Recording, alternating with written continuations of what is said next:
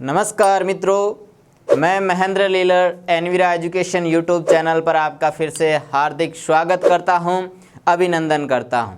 मित्रों, आज अपन जो है राजस्थान पुलिस, पटवार, हाईकोर्ट सभी एग्ज़ाम के अंतर्गत जो कॉमन मैटर है, आज अपन उसके बारे में जो है विस्तृत रूप से चर्चा करेंगे, उनके बारे में जानकारी प्राप्त करेंगे। और वह मैटर है आपका कौन सा? 1857 की क्रांति राजस्थान में। 1857 की क्रांति जो देश स्तर पर हुई थी, उसका वीडियो आपने देखा होगा, कईयों ने देखा भी है, लाइक शेयर भी किया है। आज भी आपको वीडियो अच्छा लगता है तो लाइक ज़रूर कीजिएगा, कमेंट ज़रूर कीजिएगा और शेयर ज़रूर कीजिएगा। मित्रों, अपन पढ़ेंगे राजस्थान के अंतर्गत 1857 की क्रांति के बारे में। 1857 की क्रांति जब राजस्थान में होती है तो उस समय राजस्थान का क्या परिदृश्य है, उसके बारे में थोड़ा देखते हैं। जब भारत स्वतंत्र होता है उससे पूर्व राजस्थान के अंतर्गत जो है राजस्थान रियासतों में बटा था। किन में बटा था? रियासतों में बटा था। और जो है रियासतें छोटे छोटे ठिकानों में बटी हुई थी। किन में बटी हुई थी? ठिकानों के अंतर्गत बटी हुई थी। मित्रों, राजस्थान का जो मुख्य एक केंद्र शासित प्रदेश था, वहाँ पे डायरेक्टली जो है राजस्थान के अंतर्गत सुप्रीम बैठता था। अंग्रेजों का मेन अधिकारी जो होता था वह बैठता था यहाँ पे केंद्र शासित प्रदेश के अंतर्गत। केंद्र शासित प्रदेश के अंतर्गत यहाँ पे बैठता था। तो सबसे पहले थोड़ा सा इनके बारे में जानकारी लेते हैं अपन कि राजस्थान में जो रियासतें थी वो संख्या में कितनी थी? संख्या में थी कितनी मित्रों? 19। ठिकाने 3 और केंद्र शासित प्रदेश जो था वह मात्र 1 था। मित्रों, 19 रियासतों के बारे में अब अपन यहाँ पे चर्चा न करके मात्र 3 ठिकानों के बारे में थोड़ी सी चर्चा कर लेते हैं कि कौन कौन से 3 ठिकाने थे। पहला आपका कुशलगढ़। कौन सा है? कुशलगढ़। फिर है आपका नीमराणा। कुशलगढ़, नीमराणा और है आपका लावा। ये 3 क्या थे मित्रों? ठिकाने थे। तो ध्यान दें, कुशलगढ़ का पूछा जा चुका है, नीमराणा और अलवर इनका भी पूछा जा सकता है। तो कुशलगढ़ कहाँ पे है? कौन से डिस्ट्रिक्ट में? बांसवाड़ा के अंतर्गत है। कहाँ पे? बांसवाड़ा में। ध्यान दें, नीमराणा अलवर के अंतर्गत कहाँ पे है? अलवर। ध्यान दें, लावा जो है वह कौन से में? तो वह है टोंक के अंतर्गत। इन रियासतों के अधीन ये ठिकाने बने हुए थे। मित्रों, बात करते हैं अपन केंद्र शासित प्रदेश जो सीधे रूप से, प्रत्यक्ष रूप से शासित होता था अंग्रेजों के अधीन, अंग्रेजों के द्वारा। तो वह कौन सा था? केंद्र शासित प्रदेश था आपका कौन सा? अजमेर मेरवाड़ा। कौन सा है मित्रों? अजमेर मेरवाड़ा जो है वह आपका क्या था? केंद्र शासित प्रदेश था। ये तो थे उस समय के भाग राजस्थान के। अब राजस्थान में क्रांति से पहले अपने जो है पढ़ते हैं अपन कि ये क्रांति की जो जड़ है वो जड़ कहाँ से शुरू होती है? तो वह जड़ शुरू होती है आपके लॉर्ड वेलेजली से। लॉर्ड वेलेजली से ये जड़ शुरू होती है। इस जड़ को जो है और अधिक रूप या सक्षमता या मजबूती प्रदान की थी किसने? आपके लॉर्ड डलहौजी ने। किसने की थी? लॉर्ड डलहौजी ने। मित्रों, ध्यान दें, लॉर्ड वेलेजली ने क्या किया था? लॉर्ड वेलेजली ने जो है एक नीति अपनाई थी। वह नीति थी जो है सहायक संधि की नीति। कौन सी नीति? सहायक संधि की नीति। प्रश्न यहाँ पे बनेगा मित्रों, ध्यान देना, यहाँ पे प्रश्न साथ साथ में पुटअप जरूर कीजिएगा। और डलहौजी ने जो है इस सहायक संधि की नीति को मजबूत किस नीति से किया था? तो व्यपगत नीति से किया था। किस नीति से? व्यपगत नीति से जो है उसने क्या किया था, इसको मजबूती प्रदान की थी। मित्रों प्रश्न यहाँ पे बन रहे हैं, उन प्रश्नों को आप पुटअप करें, अपनी राइट डाउन करें अपनी कॉपी के अंतर्गत। प्रश्न है कि भारत में सर्वप्रथम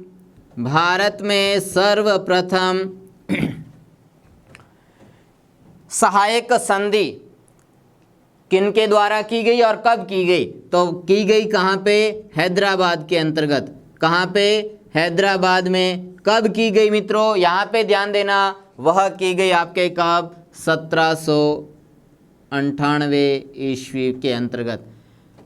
आप अगर राइट डाउन नहीं करना चाहते हैं तो समय समय पर जो है इसके आपके जो है स्क्रीनशॉट लेते रहिएगा। सेकंड प्रश्न इम्पोर्टेंट, अपने राजस्थान हिस्ट्री से संबंधित, राजस्थान की क्रांति से संबंधित, और वह है कि राजस्थान के अंदर सर्वप्रथम जो है सहायक संधि किसके द्वारा की गई थी? कौन से जो है रियासत के द्वारा की गई? यहाँ पे मैं लिख देता हूँ आपके लिए, राजस्थान में सर्वप्रथम जो है भरतपुर में। कहाँ पे मित्रों? भरतपुर के अंतर्गत इसको लागू किया गया था, इसको अपनाया गया था। कब अपनाया गया? तो वह है आपके कब? 1803 ईस्वी में। इस समय जो है भरतपुर के शासक कौन थे वो ध्यान देना यहाँ पे, तो वो थे कौन? रणजीत सिंह। शासक है कौन? शासक है आपके रणजीत सिंह। कौन है? रणजीत सिंह।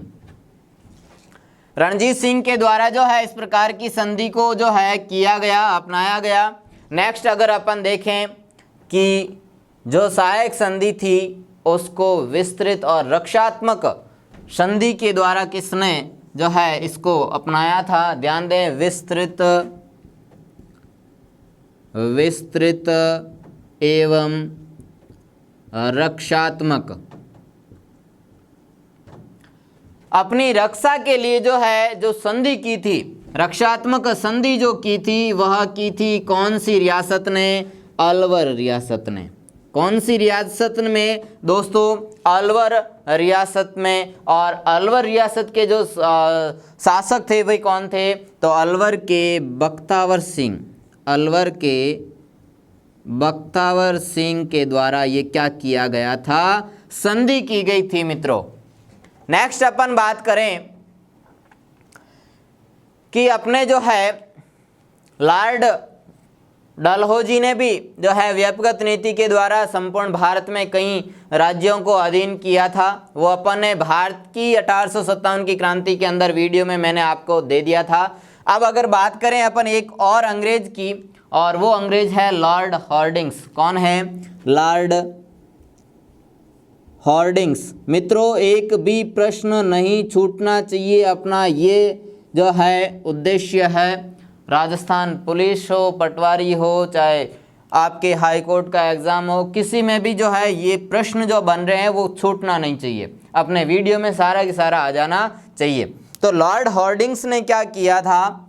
राजस्थान के अंतर्गत एक आश्रित पार्थक्य की नीति अपनाई थी।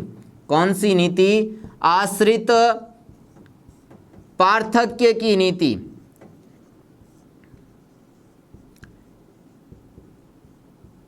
आश्रित पार्थक्य की नीति को जो है उन्होंने क्या किया था? अपनाया था। और आश्रित पार्थक्य की नीति के तहत जो है विभिन्न शासकों ने जो है अंग्रेजों से समझौता किया था, संधि की थी। यह आश्रित पार्थक्य की नीति राजस्थान में क्यों लोग अपना रहे थे? कारण था कौन? मराठे व पिंडारी। कौन थे? मराठे और पिंडारी। इन दोनों के जो है इनके आक्रमण से बचने के लिए, या इनके बार बार आक्रमण करने से परेशान हो जाते हैं कौन?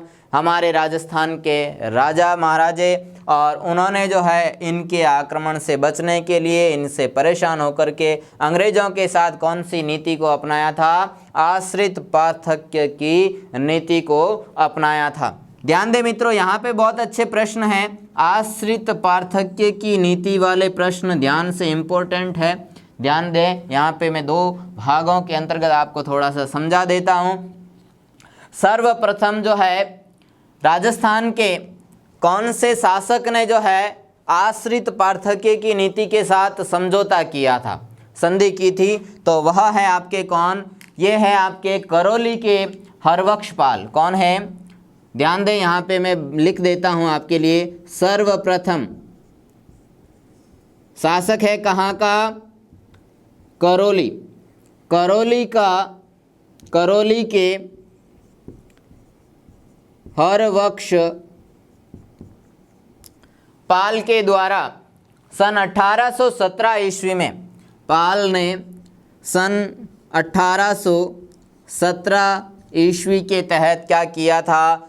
इस नीति को अपनाया था अंग्रेजों के साथ मिल करके। मित्रों ध्यान दें मित्रों, यहाँ पे फिर से जो है थोड़ा सा देखें,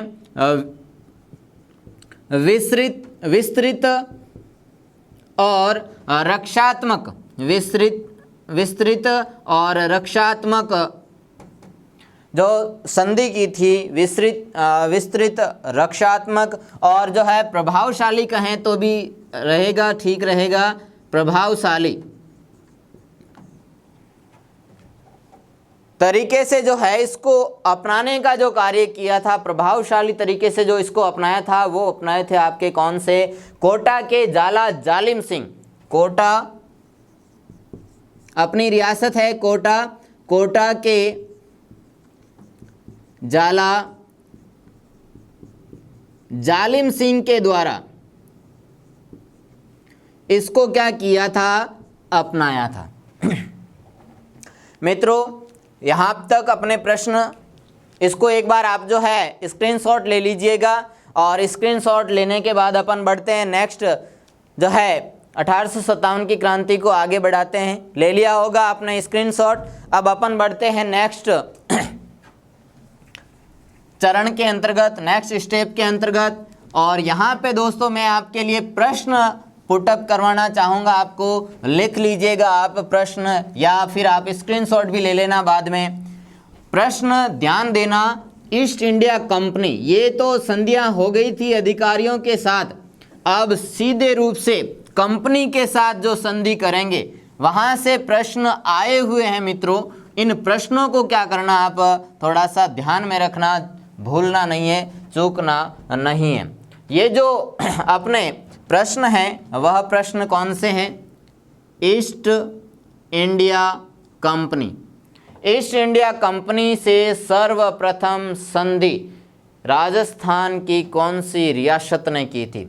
ईस्ट इंडिया कंपनी से सर्वप्रथम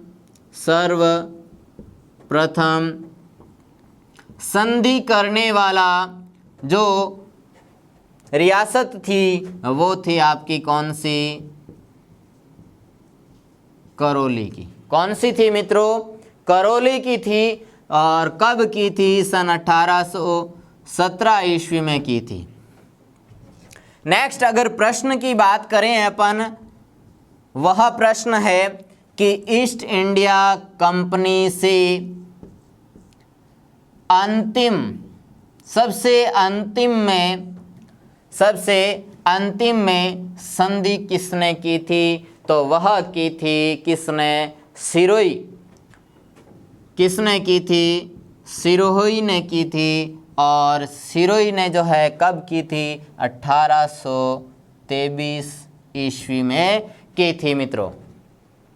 अच्छा, इसका शासक पता रखना दोस्तों, स से सिरोही और स से शिव सिंह।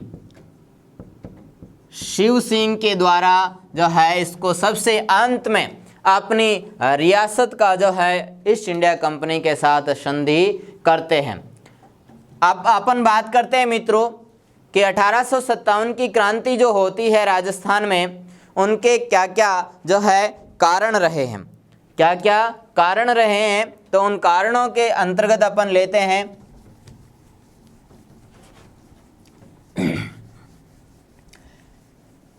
1857 की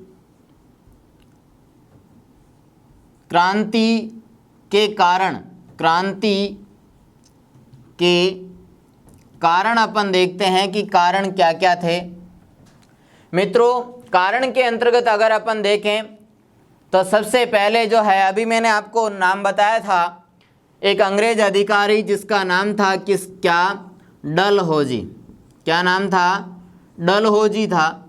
इस डलहौजी की एक गोद निषेध प्रथा की जो नीति थी वह 1857 की क्रांति का क्या रहा था? कारण था। 1848 के अंतर्गत 1848 ईस्वी में गोद निषेध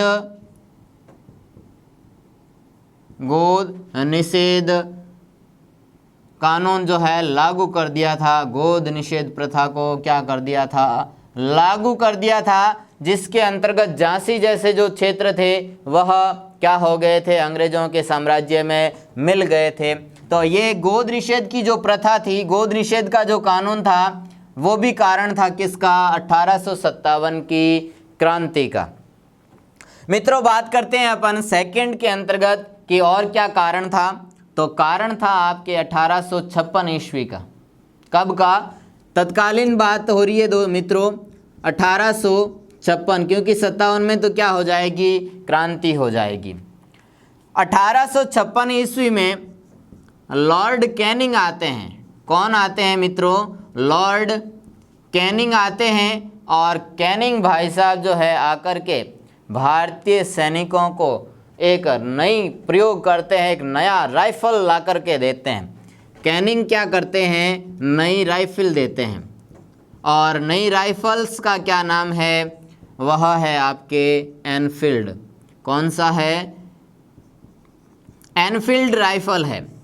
इस एनफील्ड राइफल को क्या किया कि अब आप पुरानी जो बेन जो है राइफल है, ब्राउन बेस राइफल, अब उसका आप प्रयोग नहीं करोगे, अब आप प्रयोग करोगे किसका? एनफील्ड राइफल का। एनफील्ड राइफल के अंदर क्या था? जो कारतूस भरे जाते थे बंदूक रे में, जो गोली भरी जाए, इन गोली ने पहली मुंडा छील और बाहर निकालनी पड़ती। उसको एनफील्ड राइफल के अंतर्गत जो कारतूस काम में लिया जा रहा है उसको मुंह से छील करके फिर उसमें भरना पड़ता था। और अफवाह थी कि कारतूस पर क्या लगे हैं? गाय और सुअर का मांस लगा है। कारतूस पर क्या लगा हुआ है? गाय व सुअर का क्या लगा है? मांस लगा हुआ है। इसलिए जो है ये भी कारण माना जाता है 1857 की क्रांति का। मित्रों, बात करते हैं अपन क्रांति की योजना का, कि क्रांति की योजना क्या थी। मित्रों, योजना तो ये थी कि सभी साथ मिलकर के काम करेंगे और अंग्रेजों को यहाँ से बाहर फेंक देंगे, जड़ से उखाड़ फेंकेंगे इन गोरों को। लेकिन देखें आगे, योजना जो बनी थी वह बनी थी कब की? 31 मई की। क्या कहा गया था कि 31 मई 1857 ईस्वी को निर्धारित दिन निर्धारित किया गया था। को दिन निर्धारित किया गया था कि क्रांति जो है पूरे भारत में एक साथ शुरू करेंगे, पूरे भारत में अंग्रेजों के विरुद्ध आग लगा देंगे। आगे और क्या किया था योजना में? और क्या था योजना में? प्रतीक चिन्ह बनाए हुए थे।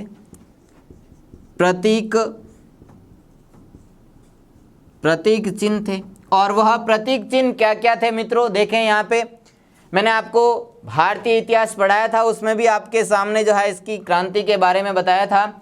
और प्रतीक में थे आपकी रोटी। क्या था? रोटी व कमल। ये 1857 की क्रांति का प्रतीक चिन्ह है। क्या है? प्रतीक चिन्ह है। मित्रों, रोटी जो है वह किसका प्रतीक था और कमल किसका प्रतीक था? ये ऐसा प्रश्न पूछ सकते हैं आपसे।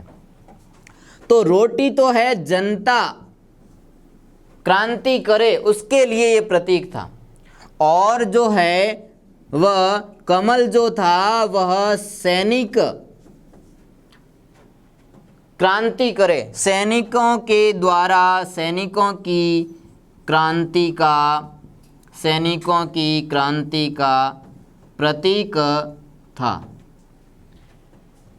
ये हो गई अपनी योजना बन गई मित्रों कि अपन जो है इस समय क्या करेंगे, 1857 की क्रांति शुरू करेंगे। इस प्रकार से उन्होंने क्या किया, क्रांति को फैलाने के लिए प्रतीक चिन्ह भी जारी कर दिए। अब अगर अपन बात करें प्रश्नों की, यहाँ इम्पोर्टेंट प्रश्न है मित्रों।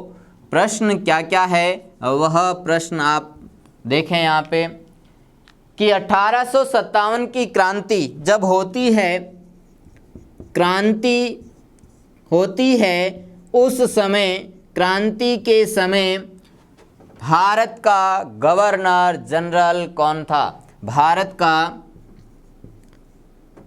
गवर्नर जनरल कौन था? तो भारत का गवर्नर जनरल कौन था? वह था लॉर्ड कैनिंग। अभी मैंने आपको बताया था 1856 ईस्वी में आते हैं कौन? Lord Canning. तो 1857 की क्रांति के समय अपने जो है गवर्नर जनरल थे कौन? Lord Canning.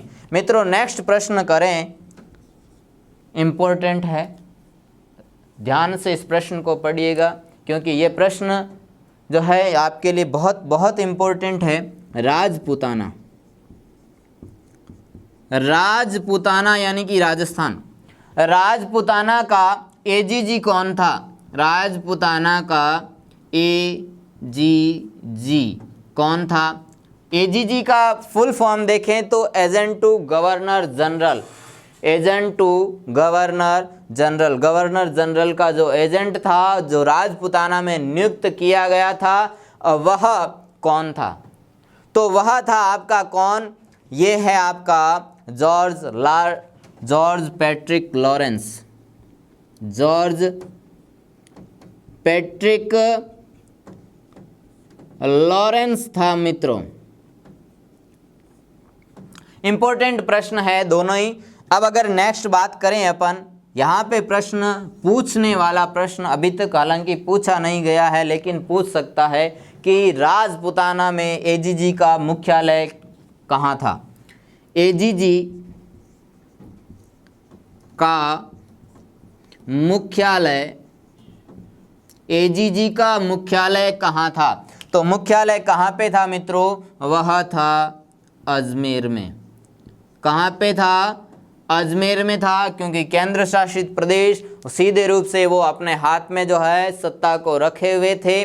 तो ये है आपका एजीजी वाला प्रश्न। नेक्स्ट प्रश्नों की बात करें अपन कि राजस्थान के अंदर जो है क्रांति जो होती है वह किस प्रकार से होती है, कहाँ कहाँ पे जो है इसके जो है हमें आसार दिखते हैं, इसके प्रतीक दिखते हैं।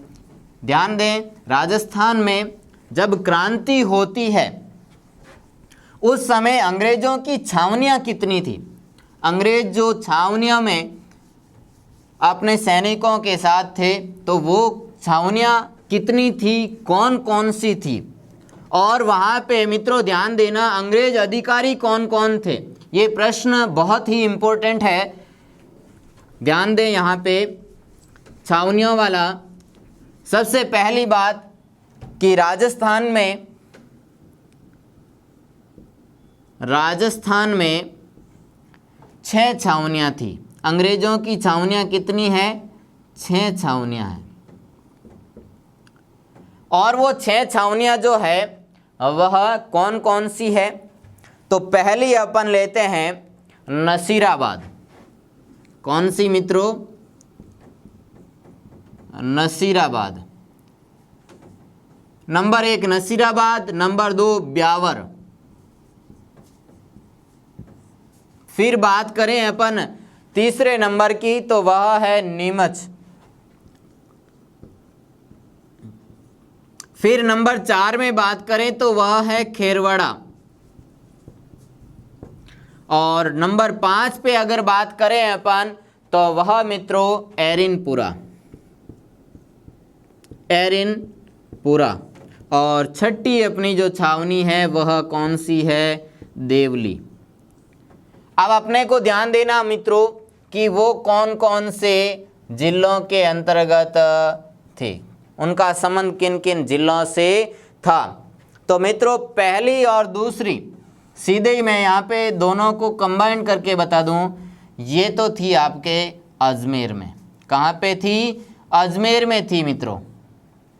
बात करें नीमच की तो वह एमपी में है। कहाँ पे है? एमपी में। सर आप एमपी में बता रहे हो, पढ़ा राजस्थान का रहे हो, ऐसे कैसे? तो जब ये 1857 की क्रांति हुई थी उस समय ये नीमच जो है वो कहाँ पे था? अपने एमपी में नहीं था, अपने राजस्थान में था। और राजस्थान की जो मेवाड़ रियासत है उस मेवाड़ रियासत में नीमच था। मित्रों एकीकरण जब होता है तो नीमच का क्षेत्र किसको मिल जाता है? एमपी को। और अपने जो है ध्यान दें आगे, खेरवाड़ा जो है वह उदयपुर में। कहाँ पे? उदयपुर में है। अब अगर बात करें अपन एरिनपुरा की तो एरिनपुरा कहाँ पे है? पाली में। कहाँ पे है मित्रों? पाली में है। और देवली जो है वो कहाँ पे है? टोंक में है। कहाँ पे है? टोंक में है क्या? देवली। और देवली जो है, टोंक जो है, टोंक नवाबों की नगरी के नाम से जानी जाती है। तो ये है आपकी 6 छावनियाँ। और इन 6 छावनियों के अंतर्गत क्या होता है? ये अपने राजस्थान में 1857 की क्रांति होती है। अगर बात करें मित्रों अपन राजस्थान के अंदर उस समय पॉलिटिकल एजेंट कौन कौन थे? राजस्थान में पॉलिटिकल एजेंट कौन कौन से थे? तो पॉलिटिकल एजेंट जो भी है मित्रों वो सब की सब कौन है? अंग्रेज है। पॉलिटिकल एजेंट जो है वह सभी के सभी कौन है? अंग्रेज है। ध्यान दें पॉलिटिकल एजेंट जो है कहाँ कहाँ पे थे? मारवाड़,